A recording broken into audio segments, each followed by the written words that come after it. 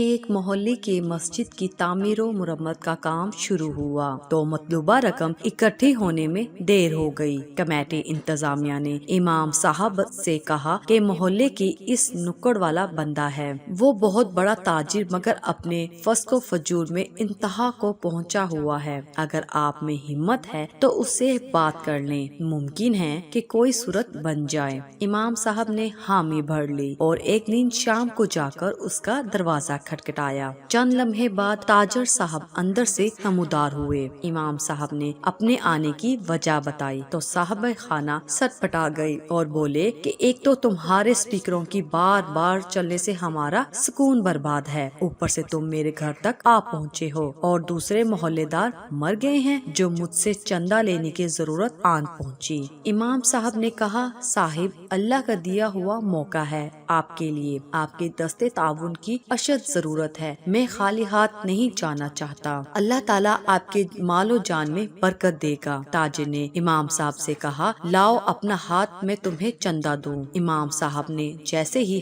ہاتھ آگے بڑھایا، اس تاجر نے امام صاحب کے ہاتھ پر تھوک دیا۔ امام صاحب نے بسم اللہ پڑھ کر یہ تھوک والا ہاتھ اپنے سینے پر مل لیا اور دوسرا ہاتھ اس تاجر کی طرف بڑھاتے ہوئے کہا، یہ امداد تو میرے لیے ہو گئی، اب اس ہاتھ پر اللہ کے لیے امداد رکھیے۔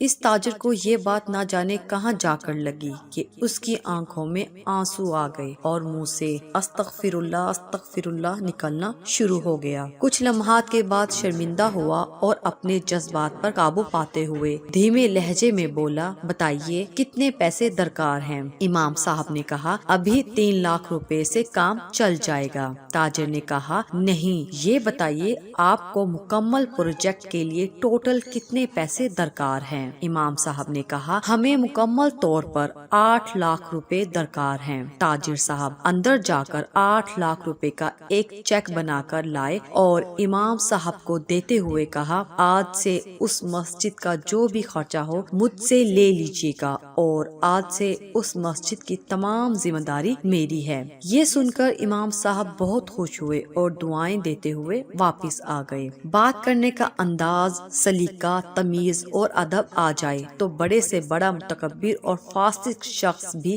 ہدایت پا سکتا ہے، مگر افسوس ہمارے کتنے ہی بے تکے اور طنزیہ جملوں سے لوگ نماز، قرآن اور دین سے پیچھے رہ گئے ہیں۔ اسلام پھیلانا ہے تو اچھے اخلاق اور میٹھے بول کی روایت ڈالنی ہوگی۔ افسوس، طوطا مرچ کھا کر بھی میٹھی بولی بولتا ہے اور انسان میٹھا کھا کر بھی کڑوے بول بولتا ہے۔ ہمارے اس ویڈیو کو لائک کیجیے، شیئر کیجیے اور ہمارے اس چینل کو ضرور سبسکرائب کیجیے۔ شکریہ۔